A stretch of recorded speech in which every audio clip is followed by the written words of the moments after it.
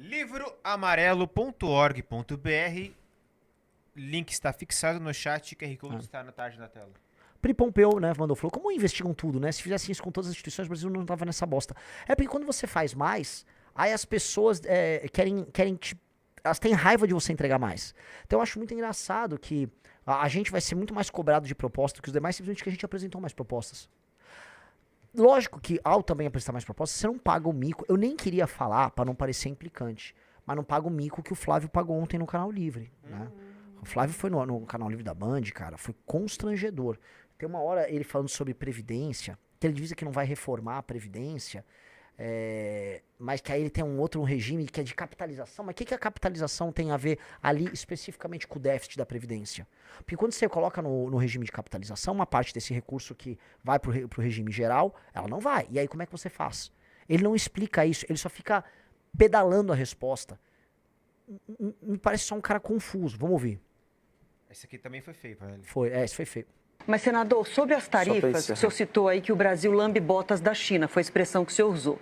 A China é um parceiro comercial essencial para a economia brasileira hoje, Concordo. inclusive para o agronegócio. Concordo. Então, o governo brasileiro precisa ter com a China uma relação diplomática. Com os Estados Unidos, não com pode Israel, com a romper Arábia Saudita, com a Argentina, com a Europa, com todo mundo. Deixa eu só concluir, por gentileza. Ele não pode romper com a China para agradar Donald Trump. E aí, falando especificamente das tarifas, o seu irmão Eduardo Bolsonaro, quando o Donald Trump aplicou a primeira tarifa ao Brasil há um ano, ele celebrou e foi às redes sociais dizer que aquela demonstração era a demonstração do sucesso da articulação dele para que o Brasil fosse punido pelos Estados Unidos. Hoje, o senhor tenta dizer que todos os erros em relação à tarifação americana estão no governo Lula. Sim. O senhor não reconhece que houve uma falha muito grave do seu irmão Eduardo Bolsonaro de trocar a prisão do seu pai pelas tarifas contra o Brasil? Não, essa premissa está completamente equivocada, você me desculpa. Você acha agora que o Eduardo tem poder de coerção sobre o presidente dos Estados Unidos? Não foi isso que ela falou. Ele comemorou. Que é quase tão ruim quanto você articular.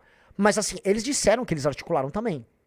Eles comemoraram e aí ficavam avisando, é melhor fazer isso e não tem aquilo. Quem condicionou? Dizia que havia uma condicionante. Ou pune com a Magnitsky, ou libera. Eu não lembro se era mais. Eu nem lembro mais o contexto da briga, se era solta meu pai, ou anda com uma determinada agenda, ou vai ter taxação. O Eduardo ficava dando esses avisos. O Paulo Figueiredo dava esses avisos. E o Eduardo comemorou. Então, né, falar que foi o Trump unilateralmente que fez, não foi assim, não. O Eduardo comemorou. Se ele comemorou e se ele ficou usando como uma espécie de um recurso retórico e negocial, então significa que, no mínimo, ele tentou se apropriar disso. Então, se, basicamente, ele tentou se apropriar do que o Trump disse, mas não tem nada a ver com o assunto, isso quer dizer que ele é apenas um bobo alegre, o que é ainda mais ridículo. Que nem, assim, capacidade de interferir ele tem. Então, é pior ainda. Ele só é um bobo alegre. Vamos lá. Vou dizer isso para o Brasil. O que ele estava denunciando nos Estados Unidos eram as perseguições, era não a foi falta isso de liberdade que nós estamos presenciando aqui hoje no Brasil. Isso é inegável, né? Você tem medo de botar alguma coisa em rede social, você não pode falar alguns assuntos aqui, você não pode sair do ar na internet, o programa, se você fala de alguns assuntos que são proibidos, estava lá denunciando isso.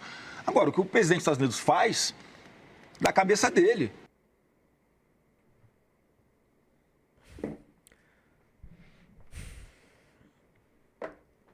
Sei lá, cara. Honestamente, assim, tem gente que gosta, tem gente que é isso pra enfrentar o PT, cara. O que eu vou falar? Não tem muito o que falar, não. Tá gostando do vídeo?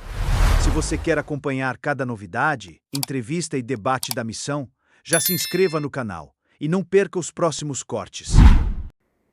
Não tem muito o que falar, não. E aí, esse aí, agora a finaleira, o Lula tomando pito da Janja? Vamos lá. Vamos lá, vamos ver os dois bonzões aí. Que fica grávida com 16 anos, ela vai jogar o futuro dela fora. Ela tem que ter filho quando ela quiser. Ela tem que ter filho quando ela quiser. E por que a indústria da saúde cresce?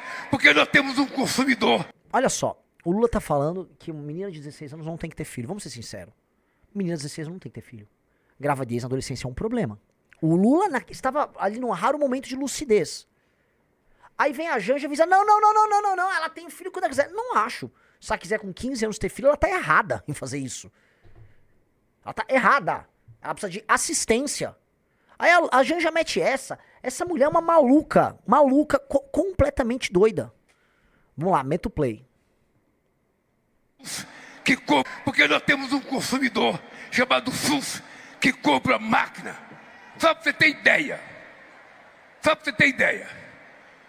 Como chama esse negócio? Implantou? Não. Hein? Implanou. Sabe o que é implanou? Os homens não sabem. Porque os homens não se interessam em saber das coisas. Implanou é uma coisa que substitui, sabe? Anticonceptivo. É uma coisa que substitui Anticonceptivo. É uma coisa que facilita. É uma coisa aplicada aqui na mulher que dura 3 anos. 3 anos a mulher não fica grávida. E é uma coisa milagrosa para a juventude.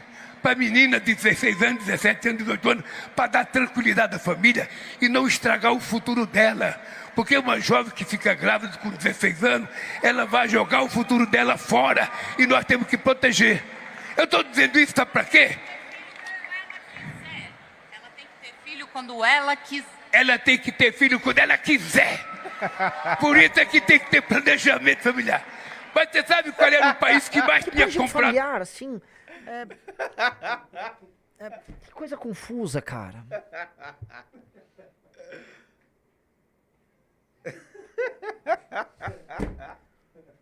Assim, com isso encerramos, né, Riso? Vamos encerrar então? Vamos encerrar, cara. Assim, com um pouquinho de Flávio, um pouquinho de Lula, pra vocês entenderem aí o problema. Beijos, amigos. Beijos, amigas. Fomos.